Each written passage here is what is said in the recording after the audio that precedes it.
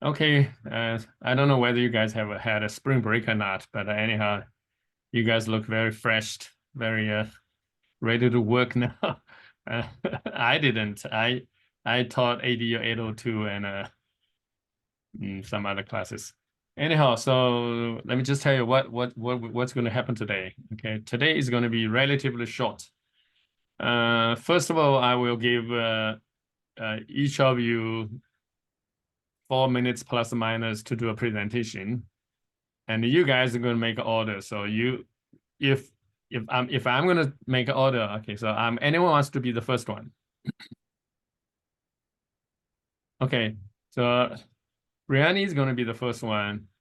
Then who is going to be the last one? Last one is going to comment on Brianni's one. So everybody will have a chance to comment. So you can decide how you want to do it. So I have a Brianni as the first one. I don't want the second one to comment because it has to be the third one. So it's up to you. You want to make a comment, then you can start your presentation. That's also okay. What do you guys think? Are we commenting on the discussion board too? Or I guess I'm not sure. Yeah, I yeah, thought I saw. no, that comment. You will also comment on this. Right? Yeah, you will come this, but here is more of a responsive, reflective chat. Some questions, more casual. You know, what do you think of this? Of course, you can repeat the same thing in the discussion board, but I just want to hear some conversation.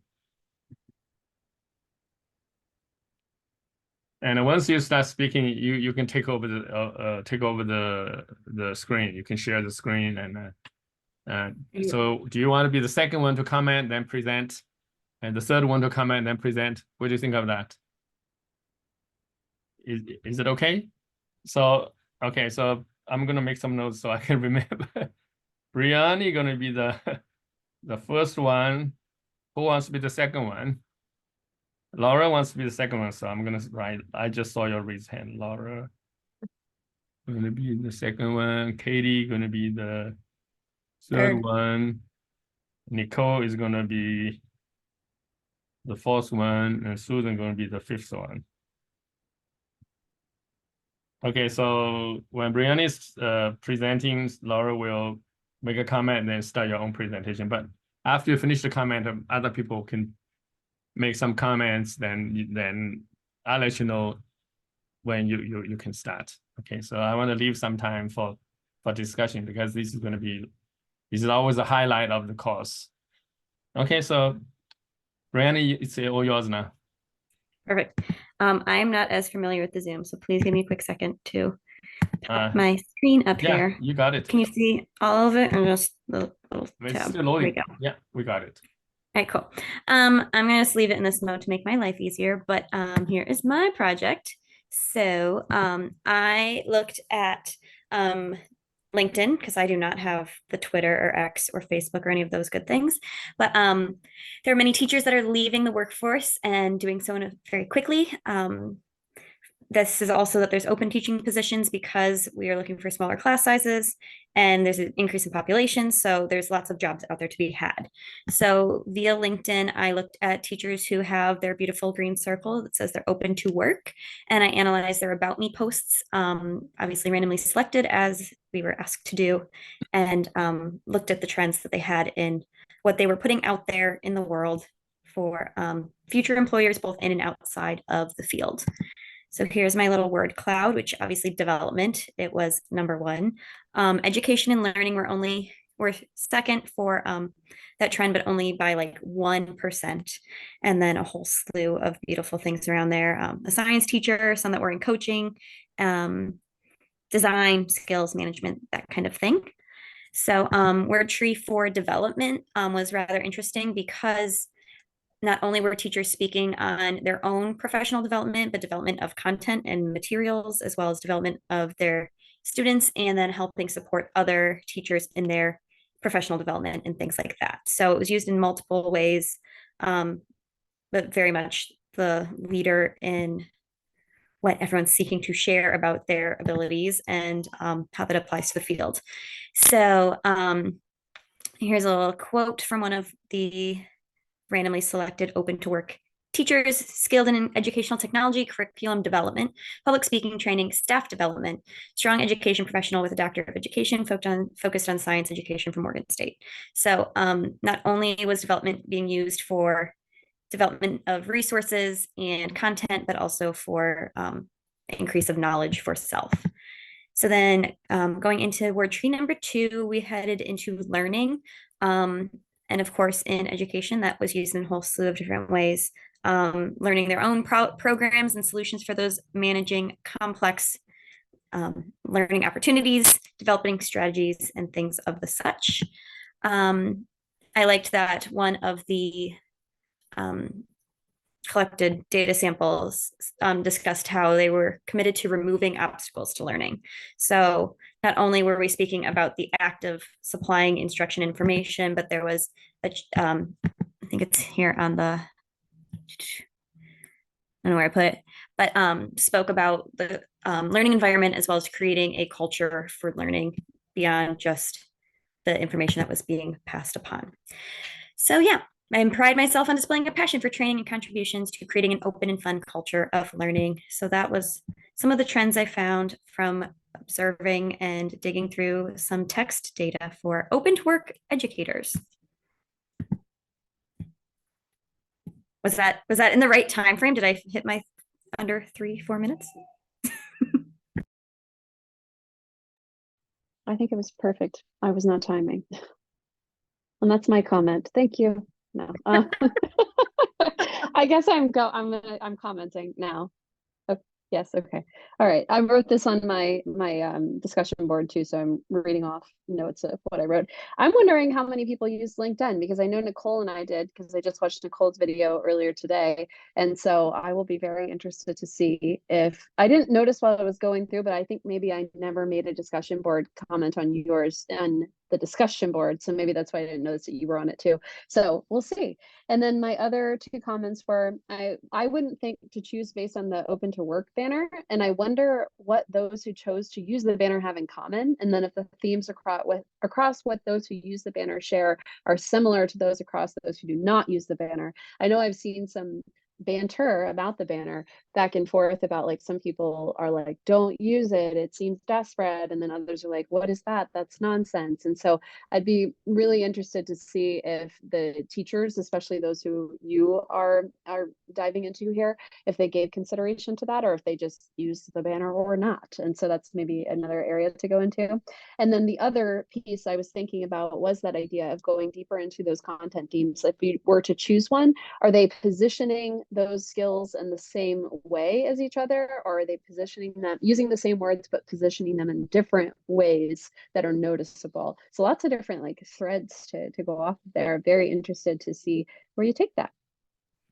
And I also think it was very interesting of the banner, like in that back and forth of, is it good or bad, right? Like a lot of the individuals that I have on my network that I picked from, like, I know are actively in the same school building, right? So what's the animosity of, oh, yours says open to work, but you have a current, position. So, like, is there any backlash on the banner itself? So thank you for your comments there. Yeah, it'd be really interesting to see those trends of just educators versus those that are claiming that they're open to something new.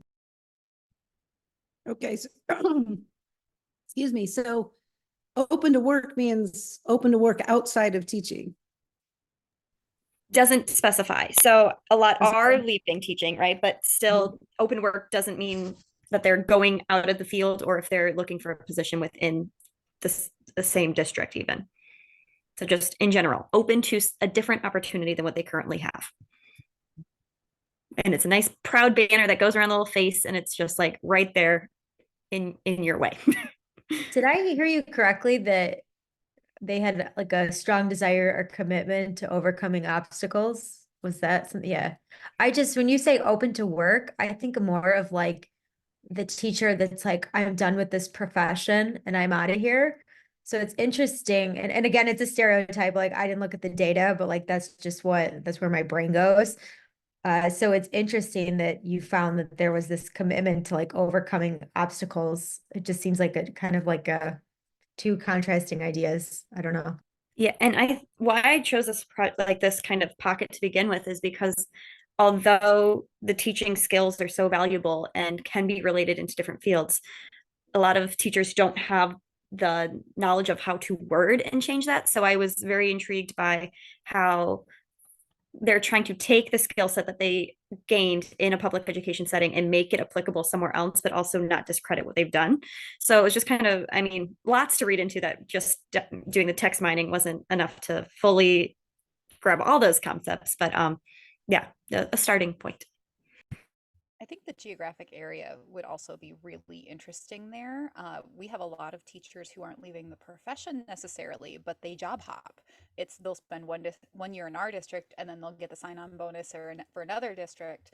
And I'm curious what the whole job history would even look like for some folks. You could go on vacation with those sign-on bonuses. Change positions every year or two and have a nice vacation out of it.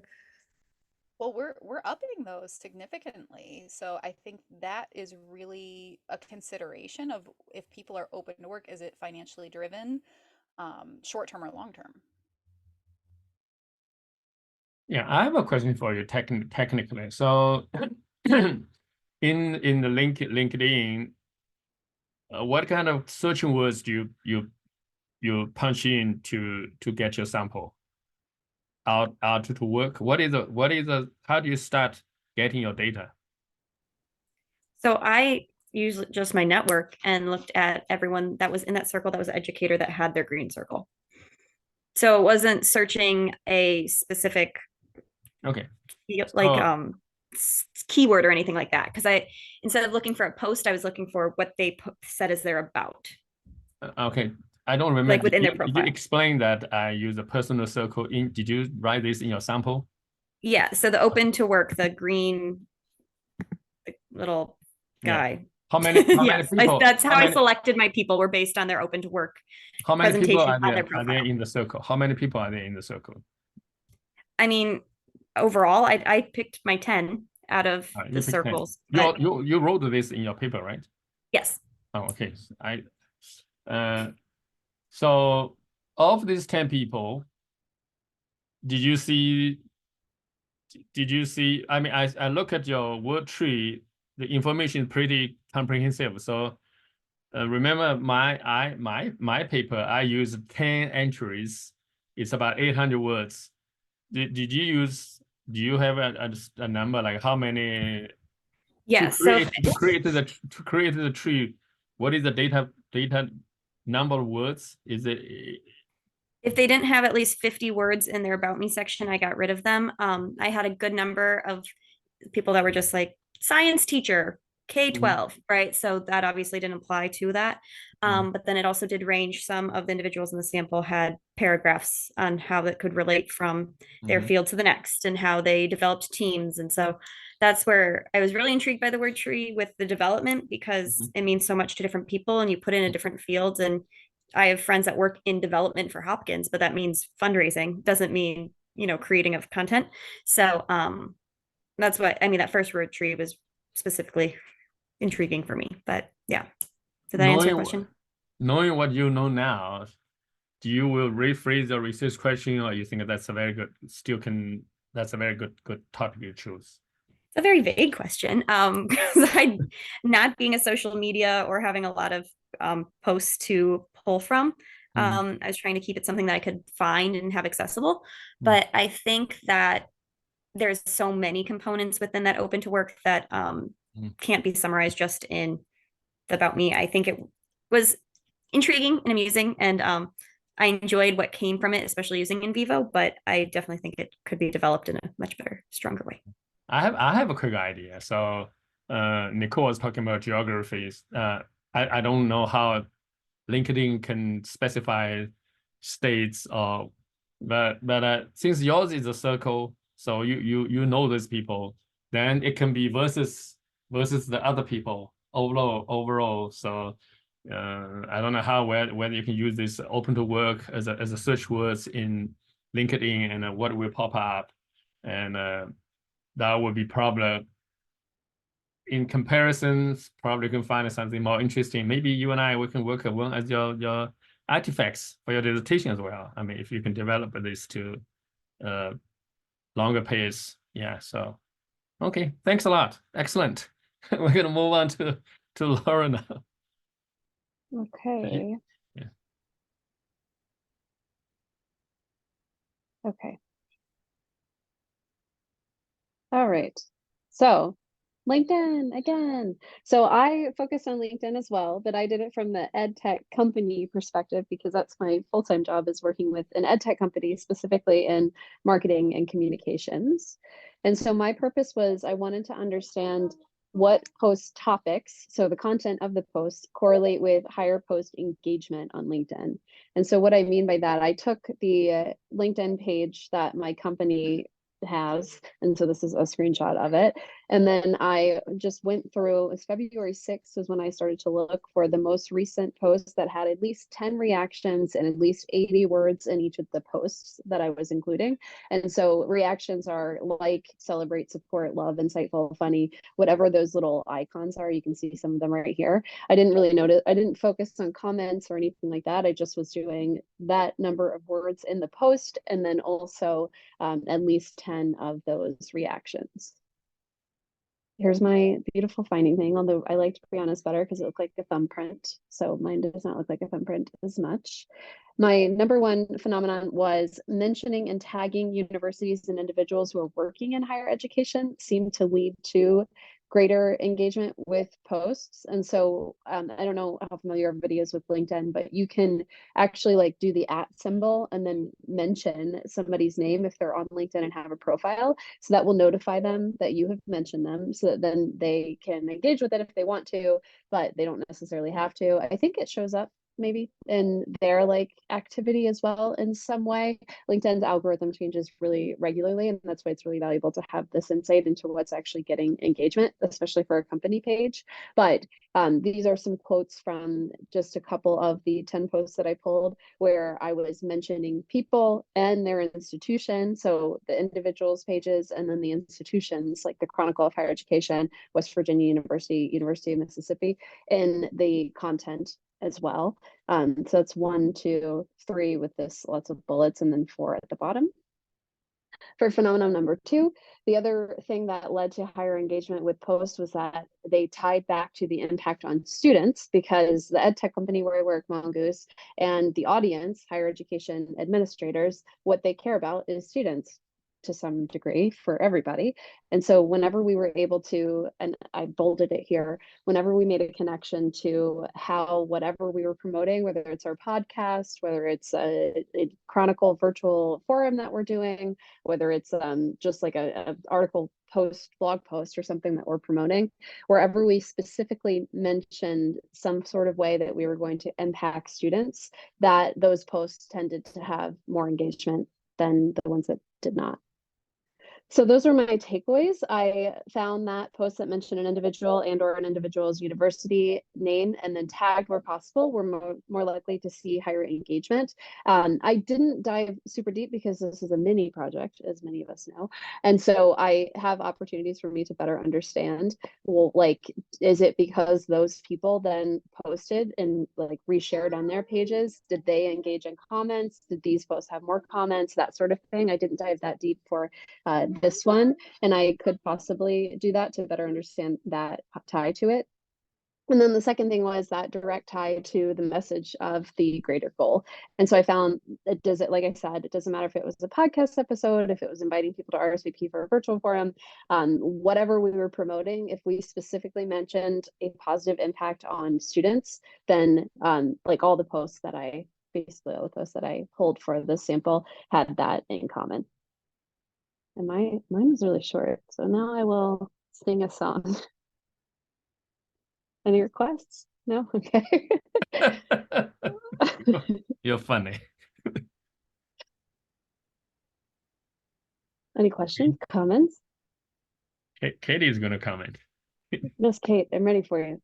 Yeah, no, I mean, I think it's a feather in your cap that, like you said, like you found student to be at the center of the focus, if that's the focus of your company. You guys are also really higher ed focused. I know that. So I find it really interesting that university is at the center as well. So those are all reaffirming things in the work that you do at Mongoose, Laura. Thank you so much. You're welcome. question on the reaction thing. And this, I mean, you might not have the answer to it because it's just more of a user of the LinkedIn, but like the other social media outlets, like, is there a way that individuals can like publicize their posting, right? Like there's paid, sponsored, blah. So like, does that have a factor in the views and the likes and the things that were then able to be analyzed? Yes, definitely. And I did not choose ones that we don't promote a lot. And so I don't think that I included any that had been promoted, but it wasn't intentional, even though it probably should have been. It's just that I don't really promote a lot of our LinkedIn posts because I don't find that LinkedIn is a worthwhile investment of my marketing spend. So that, yes, would definitely be, I think, another thing that I could consider if I was looking for like more phenomena. That's a good point. Yes. Okay, I have a comment. Okay, so at the very beginning, you wrote this research question. It was sort of woke me up because my initial intention of this qualitative is more of a, as I said, is a grounded theory because I don't have a particular hypothesis or whatever question I want to ask. So once I collect data, when I look at the word cloud, then I see the keywords, then I try to find the quotes, find the phenomena. But your research question was you already have an idea. You want to see some correlates between A and B. So I said this is going to be the first time because how would you do that? I was gonna, but how would you do that? But the presentation you did find some correlation between university, high posting. So this is very interesting. This is the first time of all the previous cohorts I've taught. This is the first one because this is a little bit strictly speaking, it's no longer a grounded theory. It's with the purpose to look to find a thing, and fortunately, it did find something. So it's very interesting. I like that. So I'm gonna keep this one probably for future students to take a look. I mean, there is a different way to look at this. So they can have a different feeling as well. But I like it. It's a very successful one. Thank you. Yeah. All right. Is it my turn? Yes. Laura, you're going to be the model for future cohorts. Very exciting. All right. Let me put this in presentation mode. So mine was all about how are Central Michigan University faculty preparing pre-service teachers to integrate technology in education? And this one kind of stemmed from this ISTE report that came out right before I did my IIP. And the ISTE report said that over half of new teachers feel like they're unprepared to use technology in the classroom, which I thought was like a very startling statistic. So for the purpose of this, I said my purpose was to determine how educator preparation programs can create professional learning opportunities in digital literacy that are going to not only meet faculty needs, but also help pre-service teachers build their own capacity for using digital literacy experiences in their coursework. So 2 components here. I want faculty to feel like they're prepared to teach technology. And then I also want to make sure that these new teachers that are coming out of the program also feel like they're capable of integrating technology as well. So I used data from my IIP. I did a Think Aloud semi-structured interview protocol on 3 faculty members from Central Michigan that my advisor was able to connect me with. I found it really insightful and enjoyable to talk to these faculty members. However, it was very difficult to get 3 to talk to me. So I would love to continue this work for my dissertation, but it's a struggle to find people to participate. So I'll just throw that out there now. But those are my data sources. I still had my interview transcripts, and I used those in NVivo for the purpose of this project. So these are my findings. And again, I interviewed teachers about their own experience as, faculty members growing their own digital literacy skills. But then I also talked to them about how they can grow their students as well. So it was kind of not a surprise to me to see that, you know, the students were at the center and that teaching was the next biggest word. And you guys can see technology is also pretty big here because those were our three components. You know, the faculty talking about their own teaching and then also talking about how they could prepare their students to use tech. So for this one, the phenomena was integrating technology in methods courses. So you guys can see technology is at the center. And this came with a couple of different insights. So all of the people that I interviewed, which I don't necessarily think is my target audience, to give you a little backstory, I developed these professional learning modules.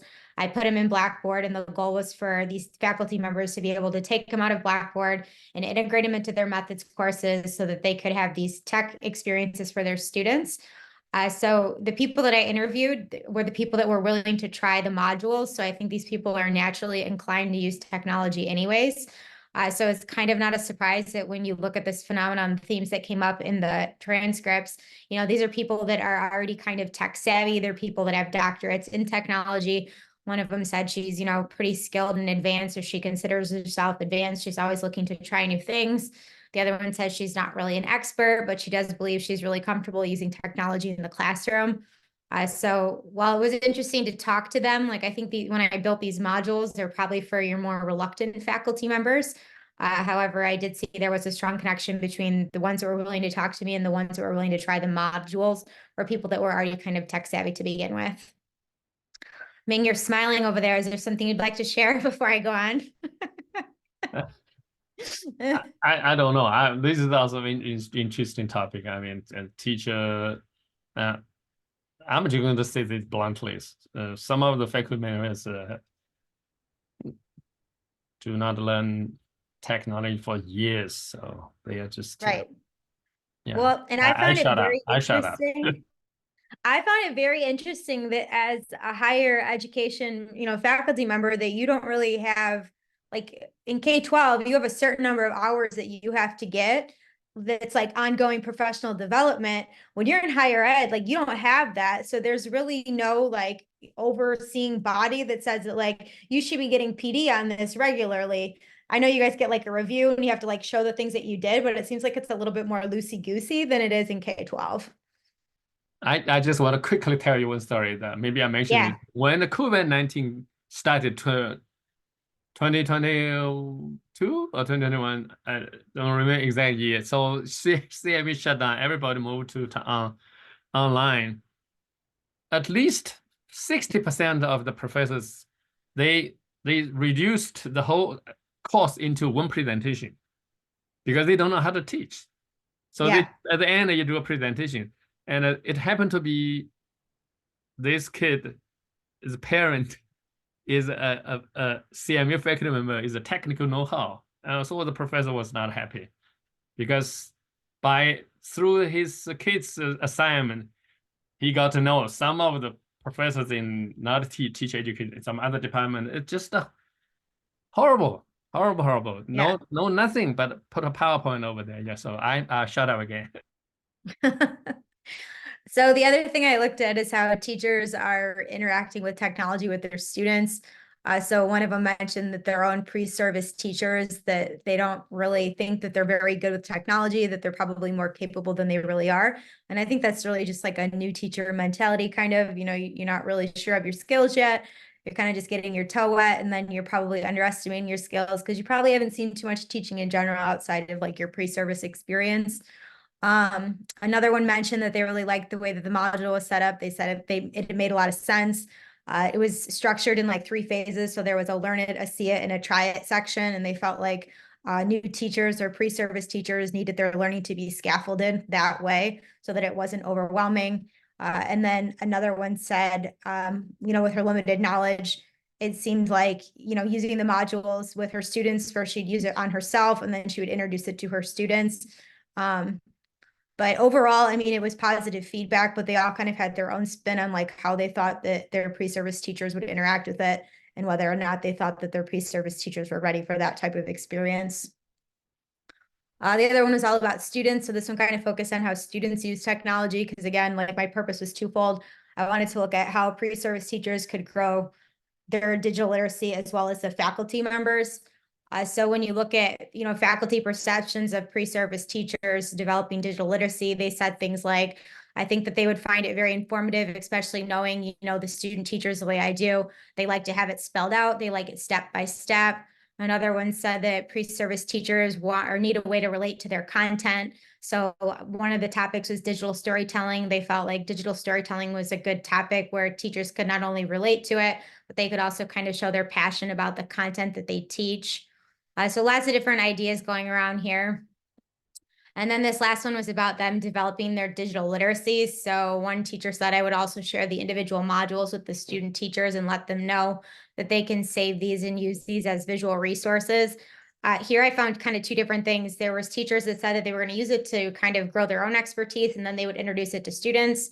And then this particular example here, she says she would have it as like an additional resource for students. And then some said that they would assign it. So lots of different ways that they would kind of go about implementing it with their students. So I kind of saw in my insights, I talked about this, but just really this idea that the modules or the experiences have to be flexible because each of the faculty members are kind of going to use it in a very unique way with their students based on the existing coursework that they have and how they can integrate it into their materials. And then teachers really being very concerned about like, they know they need to implement technology into their lessons. How are they going to do it? And how are they going to do it in a way that's not going to tax students because they already have so much in their existing coursework? All right, that's it.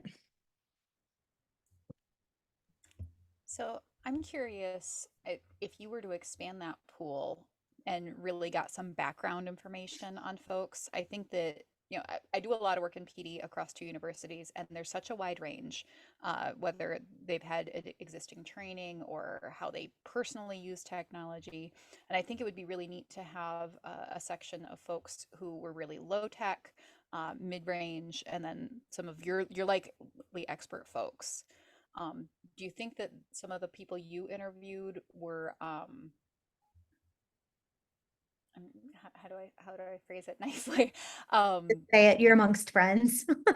Well, are those the folks that are going to be the tech champions within the department? Yeah, definitely. That's why I said I feel like they were my wrong audience. Like those are really not the people these modules were intended for. Although the one, like he had a doctorate in educational technology. He went to Purdue, very intelligent, very interesting to talk to. And I felt like he was very capable, but he still asked me after he was excited about the content. He integrated into his course materials. He asked me to give him feedback on how he developed the lesson for his students. And then he asked me to come into his class, which I did do, and it was really fun.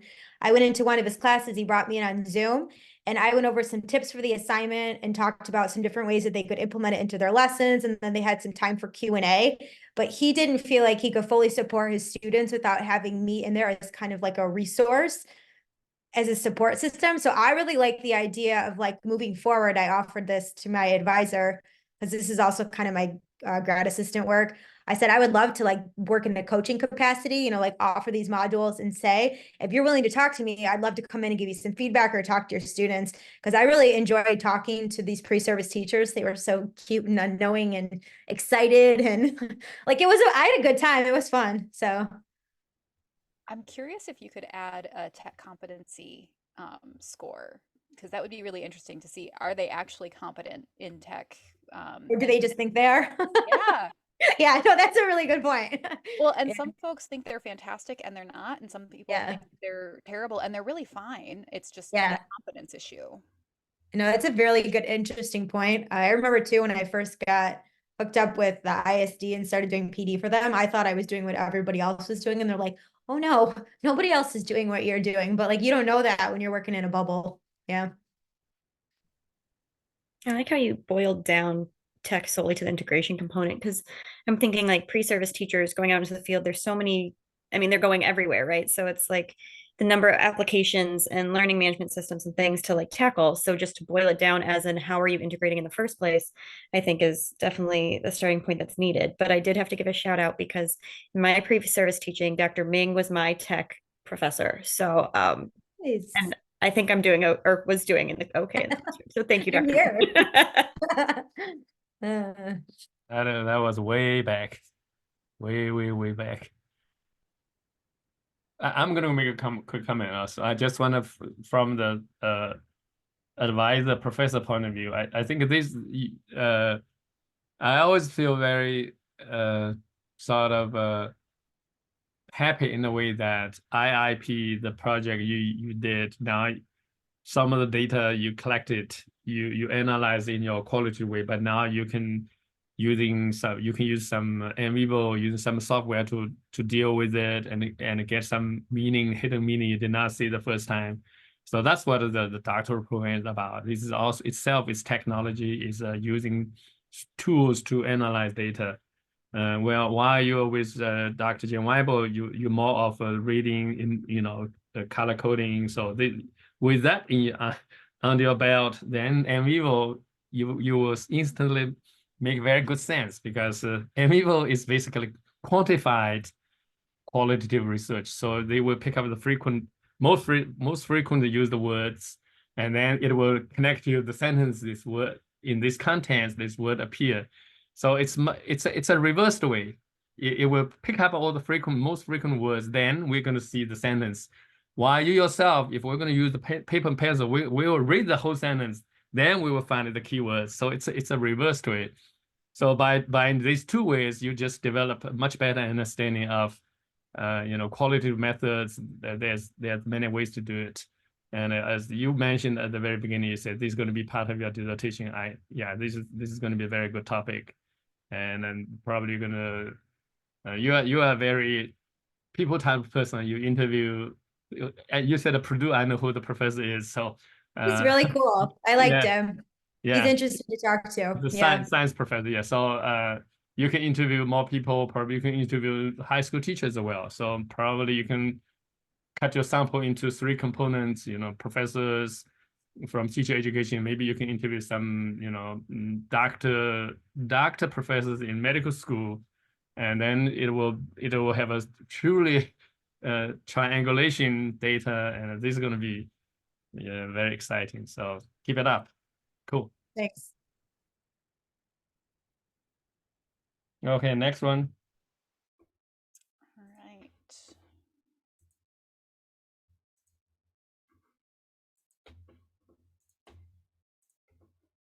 So I was looking at what's being shared on LinkedIn in professional development in ed tech specifically.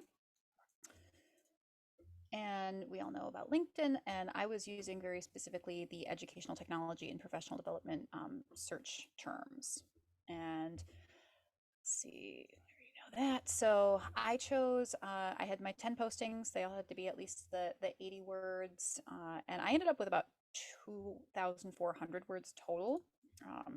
And the participants, they were folks who were in education, some folks who were in ed tech companies, some instructional designers. So it was really kind of across the board. And I had the posts that I happened to find that fit the criteria were between September of 23 and February of 24. Like I mentioned, the 80 words, 10 total, and my keywords. So we already know about NVivo. So this is my word cloud. So you can see education, technology, development, professional. That was all very, very clear. That was very big coming up. And then some of the smaller ones I thought were really interesting when we start getting into some of the community and collaborative. Effective was a good one, and we're going to come back to that in a little bit, because there was a lot underlying all of these and how they connected to everything else. So my first phenomenon was professional as a root word, and you can see how clearly that connected to development. Given my search terms, that was very, very expected, and the content. But this really connected to a couple of sub-themes, support and growth. That was a really big concept here. So looking at the support for the teacher, you're going to notice with the quotes, a lot of these really connect, and I could have put them into multiple sub-themes. It was very clear when they started when I started pulling words.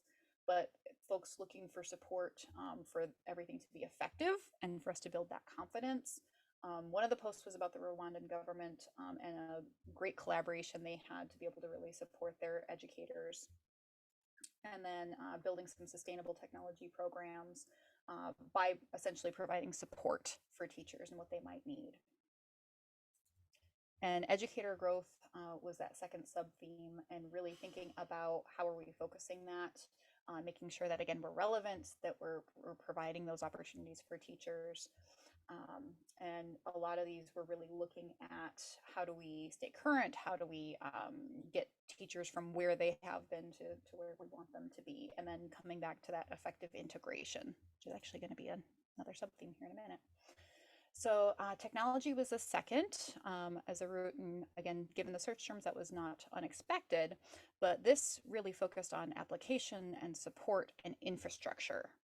And so integration and equitable access really became my sub-themes here, and you'll see why in a minute. A lot of the words, again, were very much in common.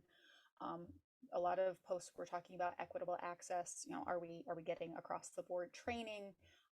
Do we have all the pieces that we need via just the tech? And then thinking about some of those essential skills and competencies. A lot of folks were looking at some of those sustainable programs again, and how are we actually integrating that using the real world challenges and becoming innovative citizens.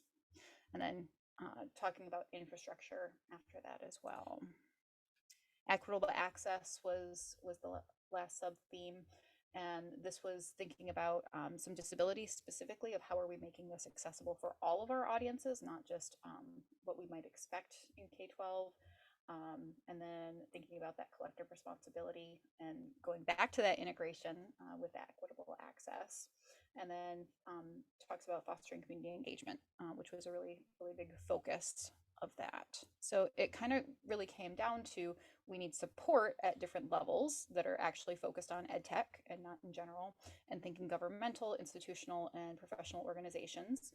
And then ongoing and effective professional development, which we've read so much about, but that's also still being talked about, and looking for those ongoing opportunities, especially in an area like ed tech that is constantly evolving. And then technology integration that includes equitable access. So that way we can make sure that everyone's getting this tech as they need it, when they need it, how they need it. So that was my gist.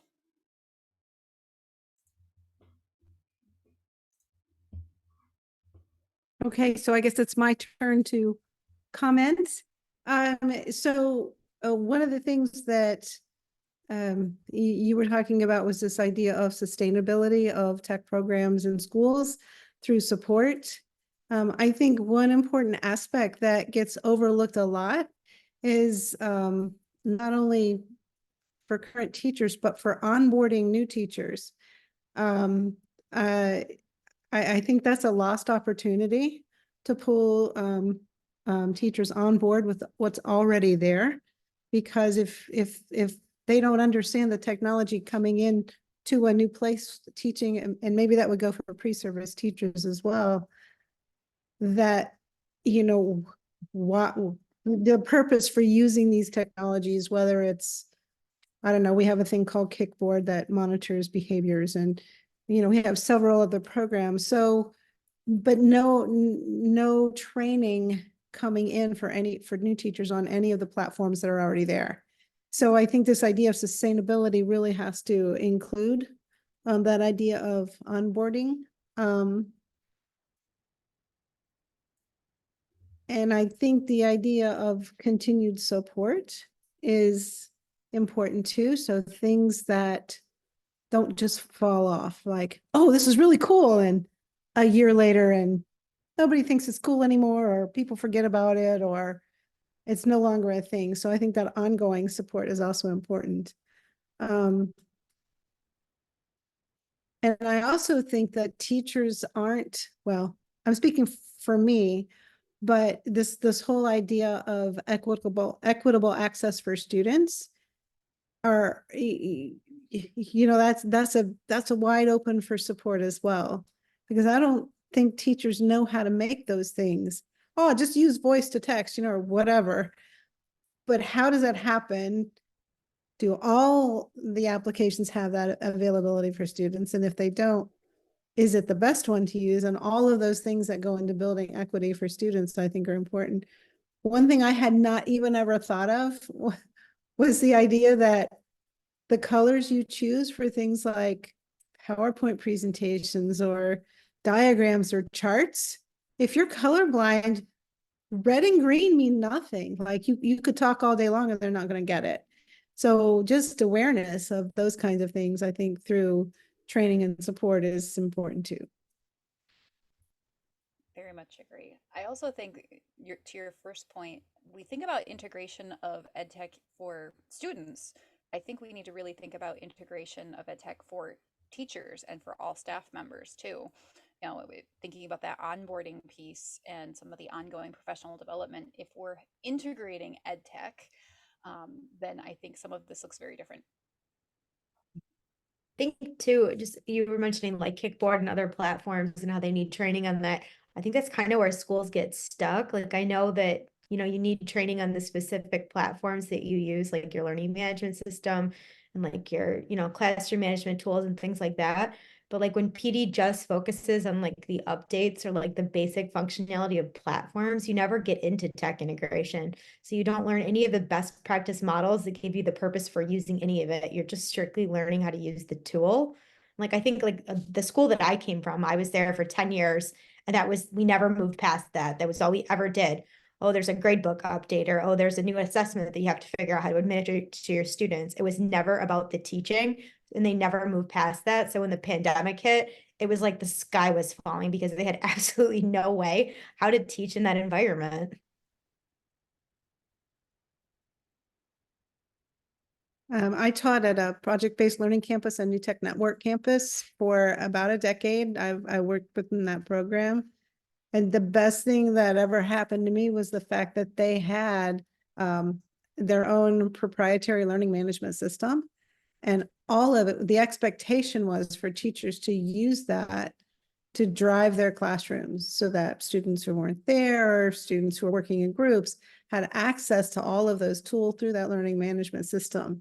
So, I mean, considering kind of where technology is today and how much more accessible it is now than it has been, that I think that expectation, and I don't know what schools are doing now. I think it's probably much more prevalent since COVID than it was before. But the expectation to use that as to drive your classroom, I think, is kind of an important idea that may help with that kind of integration if like the classroom is run through a learning management system like that. I don't know. Cool. I have a question for Nicole. One of the points you've mentioned in discussion is that teachers need support. I was wondering if did you run into any quotes where teacher mentioned about teacher to teacher support, teachers to teacher support, because in real, based on my observation, a lot of teachers learn from their peers, and they feel very benefited, and they share their tricks with each other. Did you run into any quotes like that, or maybe you Yeah, didn't? there were some folks were talking about some of the collaborative Yeah, learning communities. yeah, So that was a phenomenon. A lot of these were really kind of top-down professional development focused, though. So it yeah. was thinking about what is the district offering, what is the school offering, Hmm. what's the overall institutional support for it. But Yeah, the community piece did pop in yeah. as far as educator community goes. Cool. Thank you. Well, we move to the last one, and Brianni will be the comment. So at least we let you have a chance to comment. So Susan, go ahead. All right.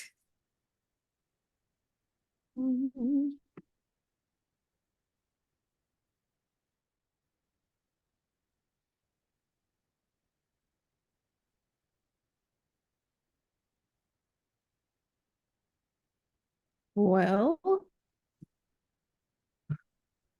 I'm not sure why that's not working. There it goes. There we go. All right. So I did my research through Reddit. And this was actually done in a subgroup of Reddit called ChatGPT Pro.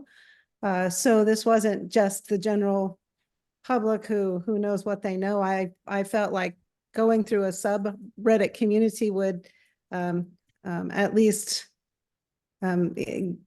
give a semblance of some kind of expertise in AI, since that's kind of what's this all about? So of course, a lot of my research is built around creativity. So this particular post, what some Reddit readers think about the creative potential of AI, was kind of the focus. Right. So what is AI art? And so as I looked at a little bit of background information, AI is trained to be an artist on big, vast data sets of artistic output patterns and intricate details. And then they kind of classify those. Here's a blue, and here's another kind of blue, and this is a shape, and this is another shape, and those kinds of things.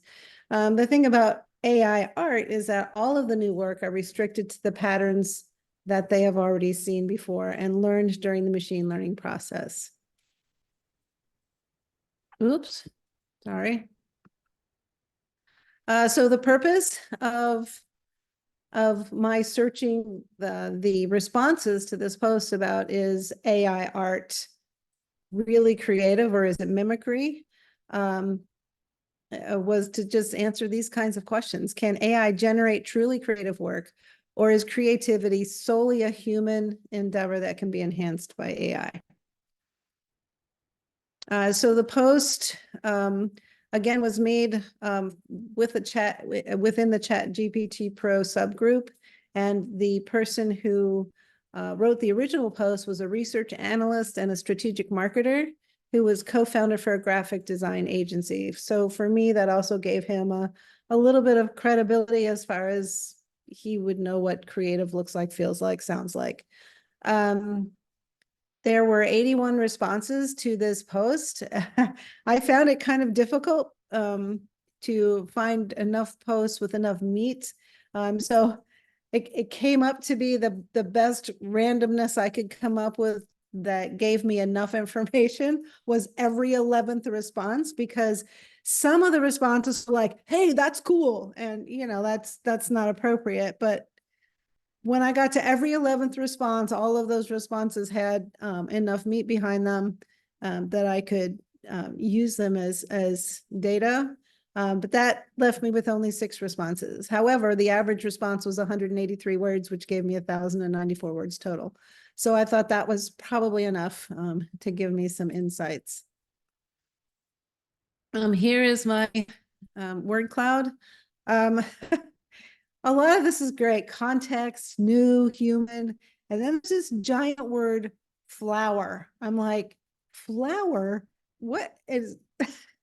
So I went in and looked, and it was all about this one person spent a paragraph talking about how so how does AI know what a flower is? Well, a flower is colors and its shapes, but can you really experience flower without smelling the flower and touching the flower? And so he used flower like 9 times in a paragraph. So I thought that was interesting. So I did not use flower as one of my words, though. So my first word tree was the word human. Statistically, this person is called outlier. In yeah. quantitative methods, one person goes way up, we're going to delete him. Yeah. But he said some other really good things in there. I didn't want to delete him altogether. So anyway, so the first word I focused on was human. And some of those things you're seeing in the word tree, people romanticize inspiration, the brain, what level of creativity, those kinds of things. And it was interesting that some of the quotes that came up were not all just only humans. For me, that's kind of my perspective. So it was interesting when we came up with quotes like, here's the problem. People romanticize human creativity, and they like to talk about imagination and magic. They like to believe there's something special, undefinable about humans, their inner spirit, their soul. It almost felt like these guys were making fun of that a little bit, like AI is so much better than humans. And I'm, that's just my own personal interpretation. But these were things that they said in response to, is AI art or mimicry? So, all right, the second word that I focused on was process, because AI art really is process. It's machine learning. It's intelligent that teaches computers to do things. It can stimulate creativity. It can recombine data in unique ways. And so the subtopic humans and metaphor or language. This was the most, this was the quote that said the most to me about this idea of metaphor. I didn't include everything here, but this one says Aristotle said the most important aspect of human thought is the use of metaphor. And for him, a metaphor is created by taking two disparate things, merging them together, and finding unsuspected meaning in the new reality. Well, that kind of tells you what AI does. They take things and they combine them.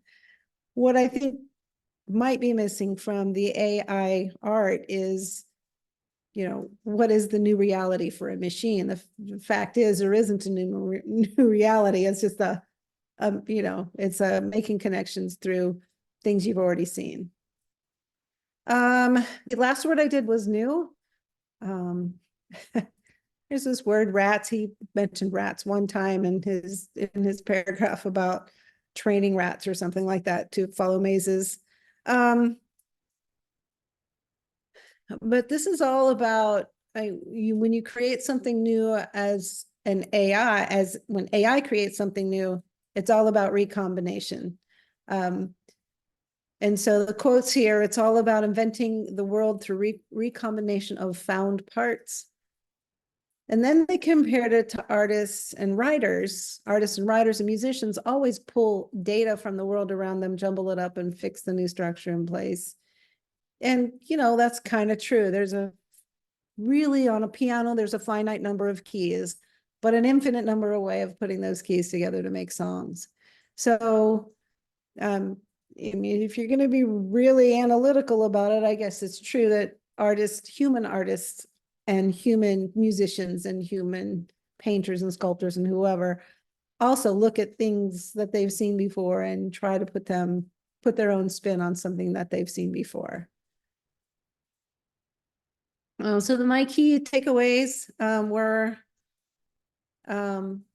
first of all, human creativity doesn't have a single definition. It's different things to different people. And, when you decide to approach this idea of creativity, each individual person has to decide what they think, what they believe when it comes to a definition. Secondly, creative works are made by recombining elements from previously seen works, whether you're AI or whether you're human. And finally, that AI learning about creativity is done when the machine examines similarities and differences between works of art, and they produce works of art using those same patterns. And I don't know, maybe you caught my little tongue in cheek here, because here are two patterns and here's a new way to put them in that I just rearranged into something new and different. So kind of illustrative there. So what do I think? Just kind of as a recap. For me, my opinion, the creative process involves the artist's desire to evoke an emotional response from the audience. And a human audience really can't empathize with a machine that has no relatable context, except for those electrical pathways that put those things in order. So that's it. I didn't expect anything else than to be wowed by your creativity, Susan. I never, my brain would never go into that even pocket of the world.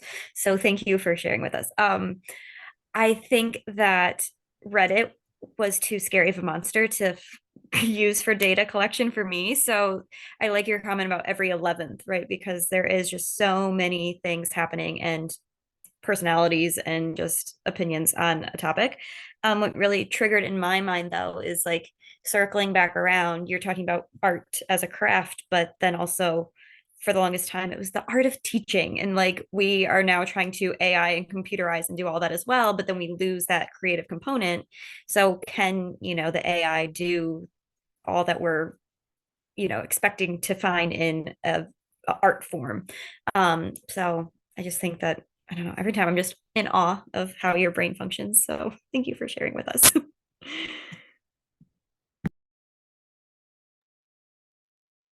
Susan, I have a question for you. Are you an artist Are you a pianist? You said the piano has Um, 84 keys and you have an Well, infinity.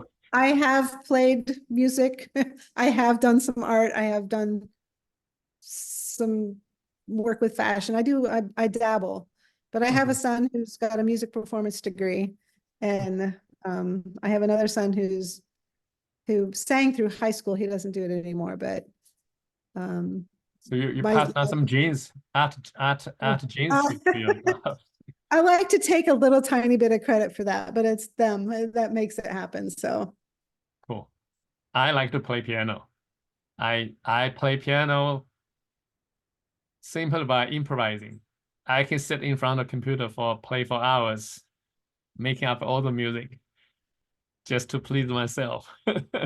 I recorded a lot. Some sounds good, some sounds not so good, but it's one of the better ways to relax. I play piano often on probably more than 10 years. In the morning, I would just dabble a bit, and it was so much fun. And yeah, and as you know, 3 years ago, 2 years ago, I started picking the sketching, the painting. So I also made some progress. Okay, so so do this, you, yeah, go ahead. Dr. B, do you ever play for an audience? Oh, I have just a quick story. So, 3 years ago, I was taking my sabbatical. So, as a professor, every 7 years you can apply to take a semester off. You get a full you get a full salary as well. So, that year I was taking off. So so you have to do some academic creativity.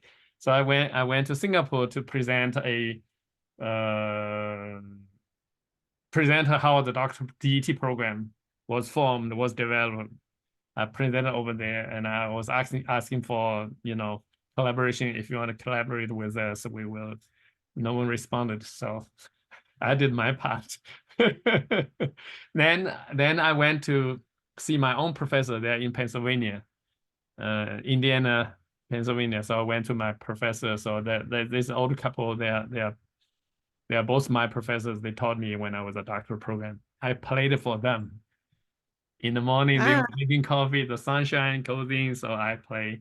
Oh, they were so happy. Like this is just like a very happy thing that will flashback before I die, because this is the thing I cherish a lot. I mean, I play for my professors. well, and that's the difference between AI art and human art, because you don't have that interaction. You don't have those emotional connections if it's a machine. It's just not there. Yeah. My opinion. Okay, that's very cool. So I'm gonna move on. I probably will not take a lot of time, but I will talk about we will do for this week 9, actually week 10. So I have two components I want to talk with you. One is I have another very small activity I want you to do. It's a very fun activity. And the other thing is we are going to move on to the discussion phase. So I want to talk about discussion phase first, tell you what my expectations are, and what you need to write about. Okay. So when we go to week 10, I listed some, okay, this is going to be the mini project. Something happened. I'll explain this to you later. So basically, I want you to write a very, very good discussion. So let me tell you logical reason. Okay, so we have spent a lot of, I read some of your results already, and it's very very well presented. So for instance, if Nicole and I would happen to choose the same research question, and then we will run, and probably the result will be 95% similar because we have the same data. Okay, so that meaning the results are facts. You cannot change it. If we run the same thing, we're going to probably have the same results. However, when it comes to discussion, Nicole and I will probably have a totally different opinions to analyze it. So I want you to remember this. Results are fact finding.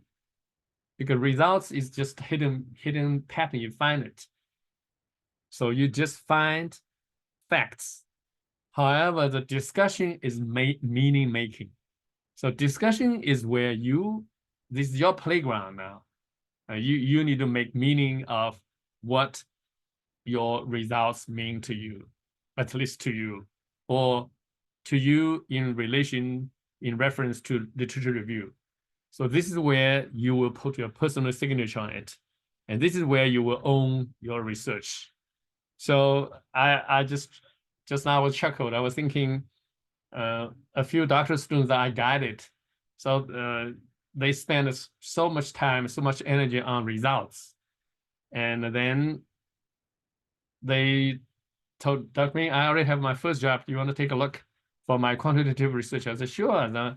So I see a very nice introduction, framework, literature review, research methods, results, page by page by page. Then the discussion only has half a page. I said, did you forget something?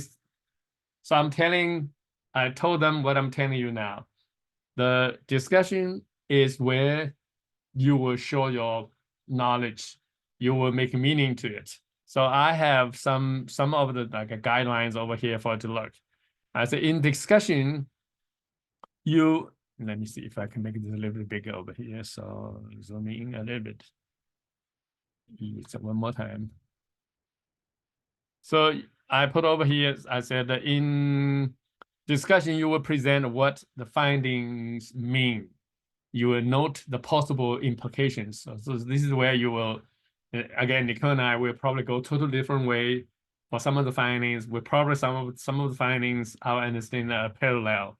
So I have a whole 9 yards. If you don't have anything, I cannot think of anything, I have questions over here. You will connect the discussion with the literature review. Okay, you have done all the literature review, so you need to connect. Does your finding concur with the literature review or is different from literature review? And what's your interpretation? Or you maybe probably need to find some new literature review to, if you have a totally unexpected finding, maybe you can do a quick search in Google Scholar or wherever you can find some new findings, new literature review. So so a good findings, a good discussion will have lots of references and will refer back to some of the findings, some of the numbers. So I was rereading Allen's paper and I found the paper was pretty weak on that. And I want to share with you the one by Nancy, see if I can pull this out or not. So let me just reshare with you guys.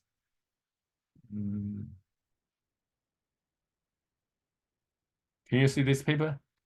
Can you see a paper okay, so this is done by Nancy Hedrick, and she is, I think she is a math professor as well. So she knows a lot of mathematics. I think, yeah, so it is about math. So I just want to dive to her discussion section. Okay, so this is one of my favorite papers. She's my advisee as well. So of course I love her. She did a very good job. And but over here, her discussion is one of the best. So if you want to imitate, sort of see the structure, don't look at Allen's. Allen missed a lot of things. I don't know why I didn't point this out. So let me just go. Okay, so here's the discussion. So you can see that she used a lot of stats to prove her point and interjected with references. So you can see discussion 5.1, then she move on to 5.2, 5.3, 5.4. Okay, then this is what her discussion is about. In one word, she never forget what the findings, what the results are, and how she will connect with them. So I think this is a good one. You can read, and you can also find some of the people they probably got away too much. Okay, so I want you to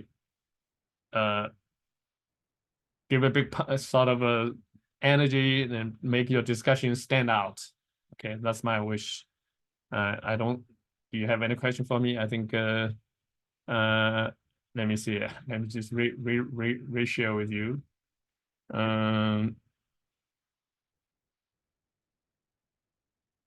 So outline wise, it's a relatively simple one. So you will of course begin with your introduction paragraph. Then you will use the you will the subheading for your discussion. So you're going to say research question 1, and then you will explain research question 2. So if you have 3 research questions, you have at least 3 mini sections. If you have 4, then you have 4 mini sections. Okay, so I expect you to have numbers, references to make sure that you're just not making a monologue of yourself. Your opinion needs to be supported. Okay, and the rubric is very simple as well. There's nothing particular. So that is about discussion.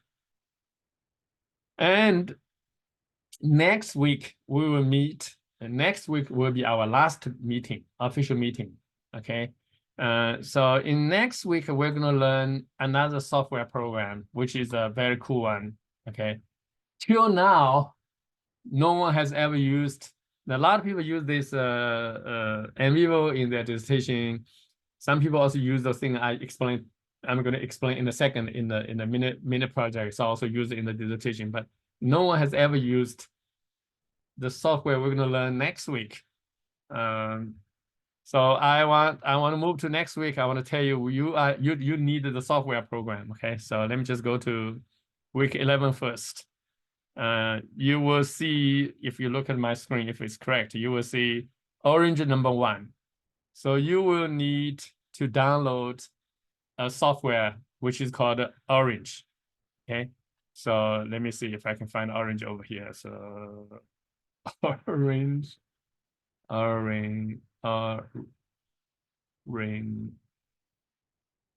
Orange software. I should be able to get it. Yeah, so here it is. You can see called Orange Data Mining. Let me just click at this. So you will see data mining. So you need to download. It's a very simple, it's open source downloading. So you can click it. Then it will say if you want the Windows, you can download the Windows. If you want the Microsoft, you can download the Microsoft. And then you should be able to download. So if you can download it before next Monday, you can sort of play with it. It's a free one. Sometimes it will crash, but it works very well. I will show you next week how I love this program. I will demonstrate, then I will show you that you're going to do a mini project of it. So that's for next week. I want you to have it's downloaded, but if you're not, that's also okay. After the class, after my demonstration, you should be able to do it. Okay, so that's what's going to happen on week 11. So again, coming back to today. So what do I ask to do for this assignment? For this week, of course, the discussion is going to take a while to do it. So let me see. I have week 10 discussion, week 11 discussion, then week 12 conclusion. That's it. Then week 13 first draft. I'll explain all this next week. I will wrap up to tell you what my expectations are. So I'll lay down everything for you to work on your own. And also after next week, the schedule is very open, as you did with EDU 2. If you want to get it done with, you can finish it with 2 to 3 weeks time. You can find time for your own other work, or you can just follow my recommended schedule. You just do step by step. It's very open now. So if you want to get it done with EDU, you're very welcome to do so. I will further explain to you next week. Okay, so now I'm gonna look at the assignment. So I used to use the Twitternomy to mine the Twitter tweets. It was a very interesting program. However, ever since Elon Musk took over X, they rejected my app. The app I found used to work like a wonder, but so rejected. So I have to delete this project, delete this component. However,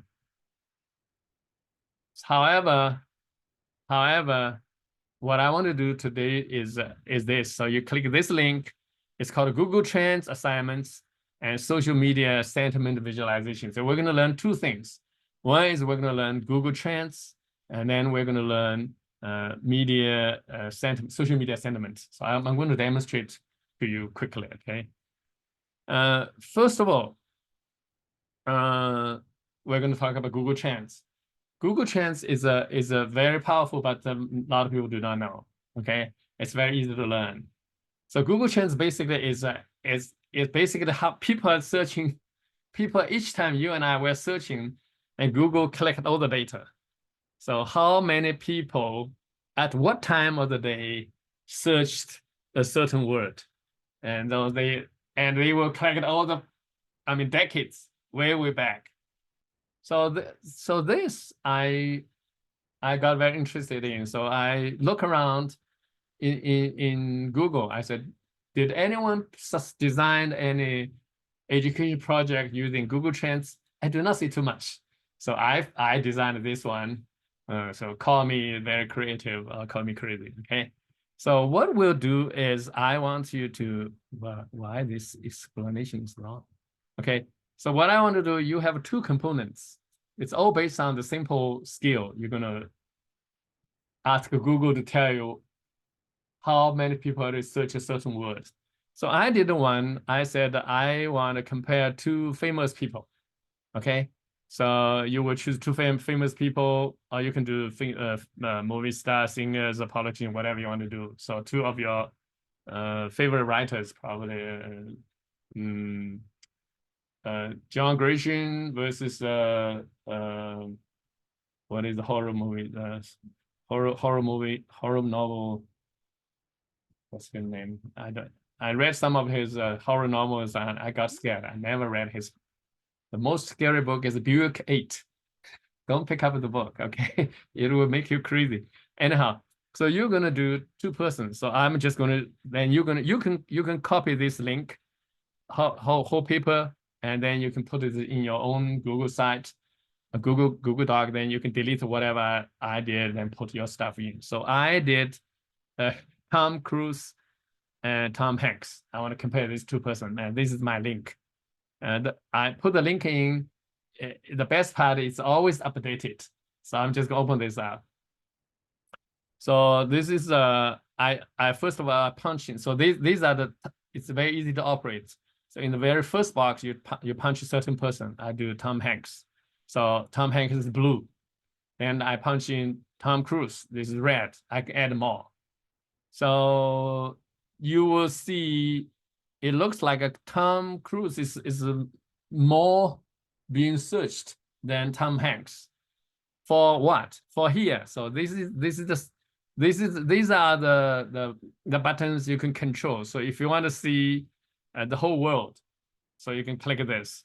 So it's instantly to show you the whole world. So the whole world is sort of a parallel with the United States. But if you want to go to any country in the world, so it tells you how powerful the Google search is. They can pick up every corner of the world. So I'm probably just going to stick to the United States. So the default is in the United States. The default is in the United States. So let me find the United States where it is.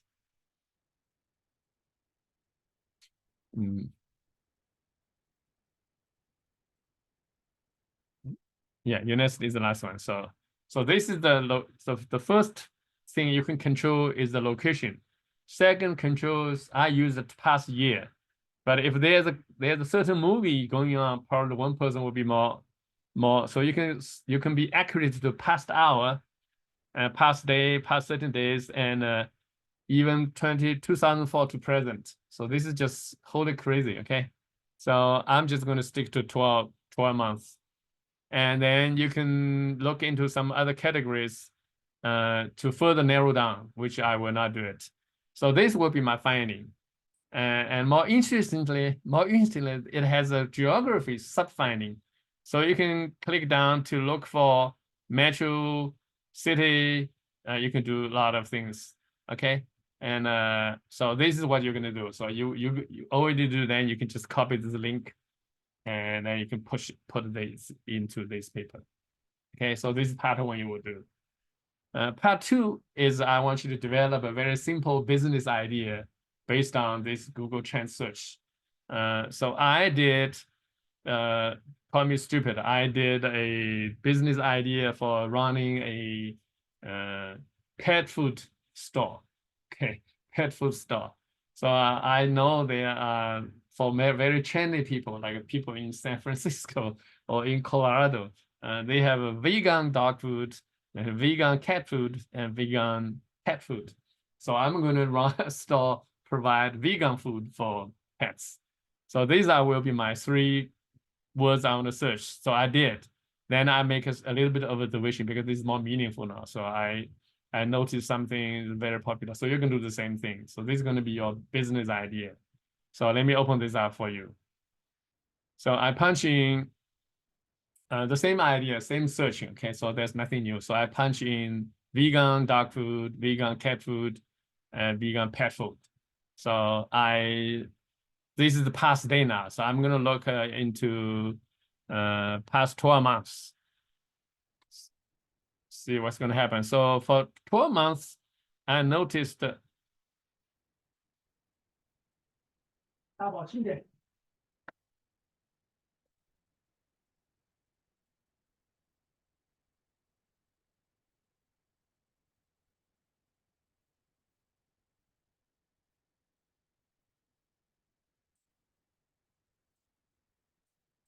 Hey Siri, stop. My Siri thought I was talking to my Siri.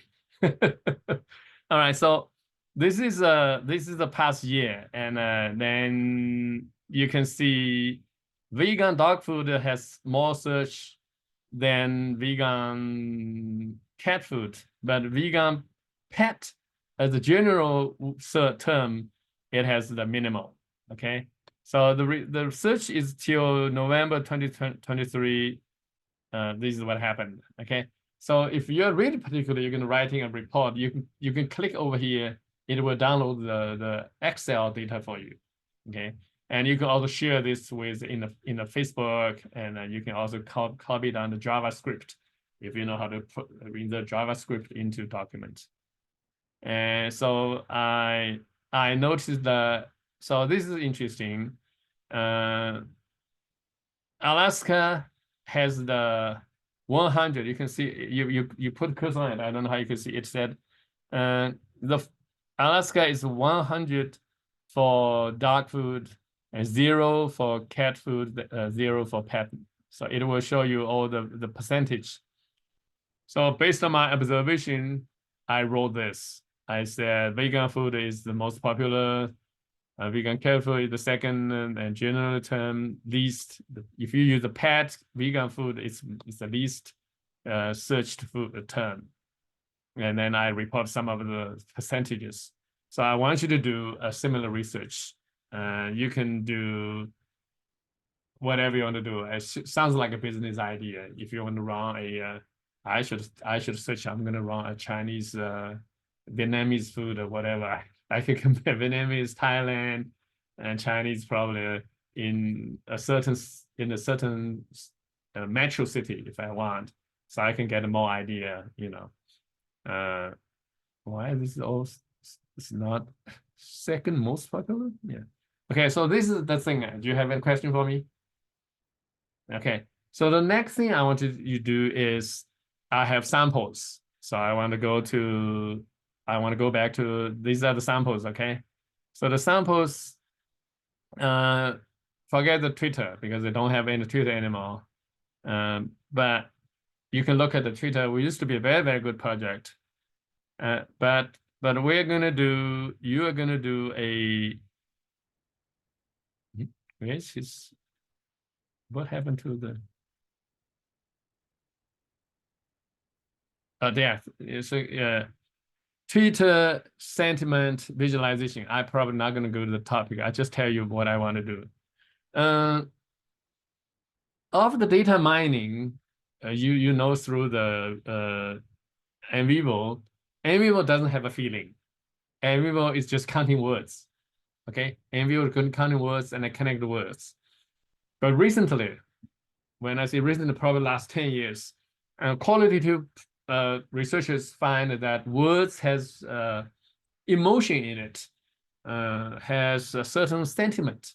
So if you want to do a Google search, quality research, the front people, they like to not only find the theme, they want to look into the sentiment, and they think this carries a lot.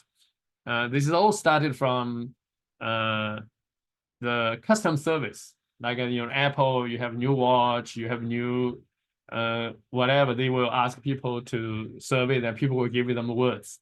So they have a lot of data, and then they find there's a sentiment in it.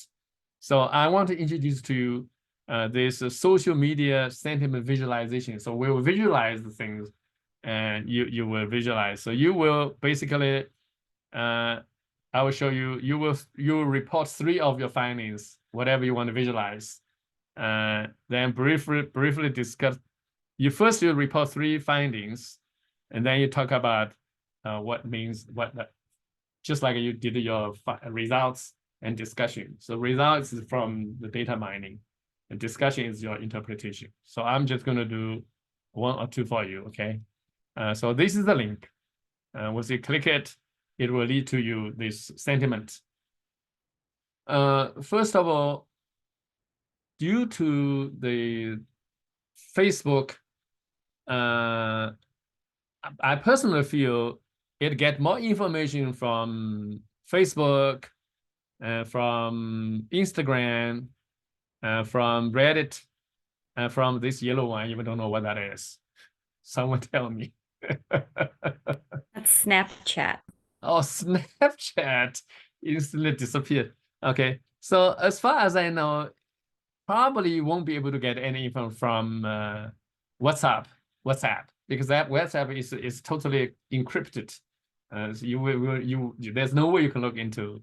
Most open ones will be Facebook, Instagram, and not Snapchat and Reddit. I think this probably, but this engine will not tell you exactly where they got it.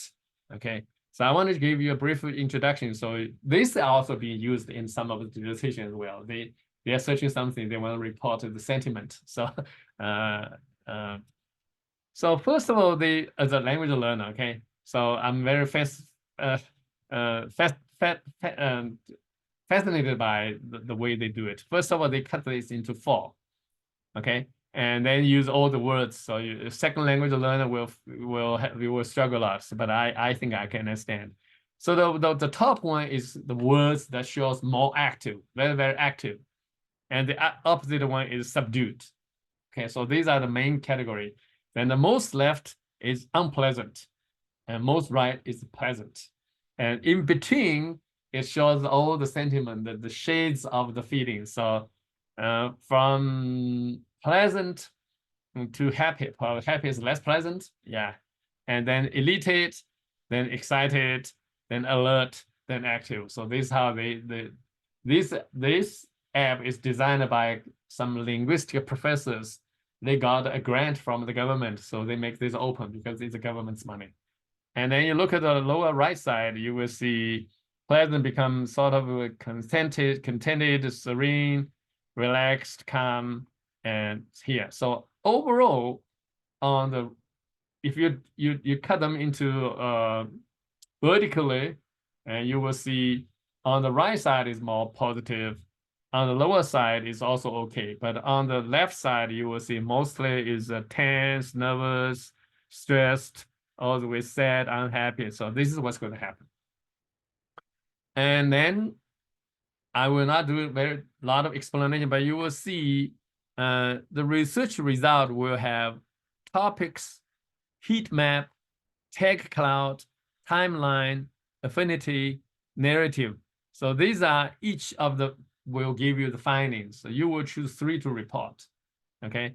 So this is where you will punch the words. Okay. So I'm going to do something digital literacy, for instance. Okay. So digital literacy is very, sorry.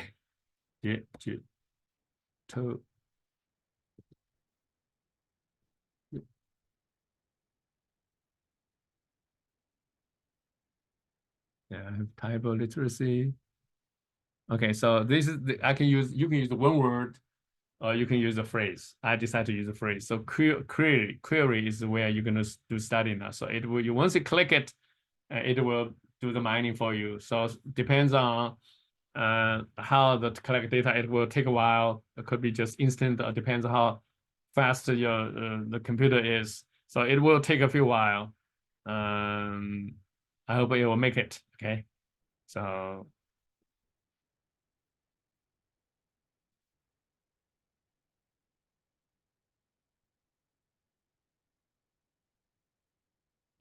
Yeah, okay. Coming up. So you can look at the left side. Overall, it's pleasant, high confidence, and lower is lower confidence. So this is how it divided. Okay. So I'm just gonna choose a few of the findings, so you know what I mean by one finding. Okay. This is probably I pick up a word that has like a gazillions times as the word has been used. If I use, just now I did the COVID-19, it also pop up pretty fast. I also type in holiday blues. You know, when you do the holiday, you can be very depressed. You also can punch in holiday depressed. But if you guys have some personal interest, I don't have any limits. Whatever phrase you can choose. Goofy words. Let's see how the computer will do the work for you. Yeah, this is a little bit slower than I expected. I imagine digital probably this is more positive than negative, more active than subdued. Okay.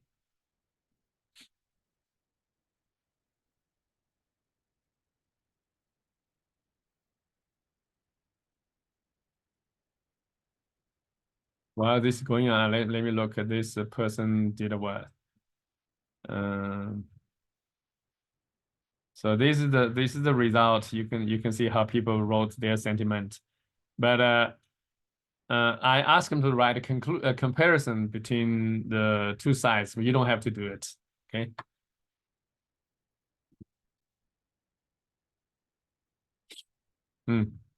Very disappointing. So slow. Okay, I got it. So, for each finding, you need to make a screenshot. So you go over there, you can make a screenshot. So you have a screenshot already. So there will be your finding one. I think the first one is you look up left corner. So wherever the red words, it means shows you whatever it is. So we got the sentiment. So let me take a look. Overall, digital literacy is on the right side, then on the left side. But if you punch in COVID-19, you will see it will move to the center because the people a lot have negative experience. So this one I will copy and I make a comment. The comment is more pleasant, but it's a little bit on subdue-ish. Okay. That is the first one. So I'm gonna look at the heat map. Okay. Okay. Ooh. So I click this, and it shows all the sentiment words. Now you can see good, extra time, time playing outside. So it's very much like en vivo. So it will show you the keywords. So I need to close each of them a lot. Okay. So let me close all of them. Do you want to talk about this? It's up to you, but you can quote a few words if you want. I don't have a very, very detailed requirement. You just do three findings, 3 screenshots, do some brief explanation. That'd be good enough. But if you find it interesting, you can do more. Okay. All right. Come on, close. So I am gonna do heat map. It's pretty interesting. So I click it. So here on the left side is the explanation. So if you get confused, you can also heat map. Heat map is basically uh, talking about number of posts lying with the grid. So you will see the redder it is, the more people, more posts they have. I don't know where they're from, Facebook or Instagram. So you will see here is the reddest. So they are in this area. We know this is the between subdue and pleasant. Over here, it has 830 posts, and here you will see nine posts. So this is another finding. Basically, this area, you can look at the subdue and pleasant. This area has the most. Okay, and you can do some other things. The narrative, affirmative, affinity, and timeline. You can see the timeline. This is also pretty cool. You can see the color coded. Okay, this is relaxed, happy. Blue is unhappy, and a little bit light is upset. So you can see from February to March, this is 1 week, 1 week's, and you will see mostly people seem to be positive than negative. Talk about digital literacy. So you can make another screenshot. You can talk about this, okay? And you can, if you are interested in particular posts, then you need to click posts, and it will show you posts. So you just pick up. That's word clouds are also interesting. So it shows you in the pleasant section, these are the words people used. So you can take the whole screenshots, or if you want to talk about a particular one, it's all up to you. And here is you see the word Russian. I don't know why it's Russian, but this is what they're talking about. So this is another finding. So basically, that's what I want you to do. I just want you to do some quick analysis of one word or phrase about sentiment, see what comes up. Then you pick up 3. You have 1, 2, 3, 4, 5, 6, 7, 8. So I want you to choose 3 to report. Okay, so can I find another example, see how this next person reported? Teutonomy, no more teutonomy, but sentiment. So this person talk about, I think that's you can see the word tweets. So report the tweets is the first finding.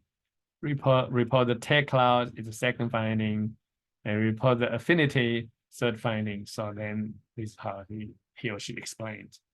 Okay, so that is the thing I want to do. And again, I want you to use my outline, copy paste, put into your Google Doc, and delete whatever you want to delete, and punch in whatever you want to punch in. So this is going to be taking probably 30 minutes to do it. Have some fun as well. All right, so that is what I want to do today. I used about 1 hour, 40 minutes. That is all I want to say. If you have any question, I'm ready. Otherwise, have a great night. I see you next Monday. Bye-bye. Hi, thanks, Dr. Ming. Okay, see you next time.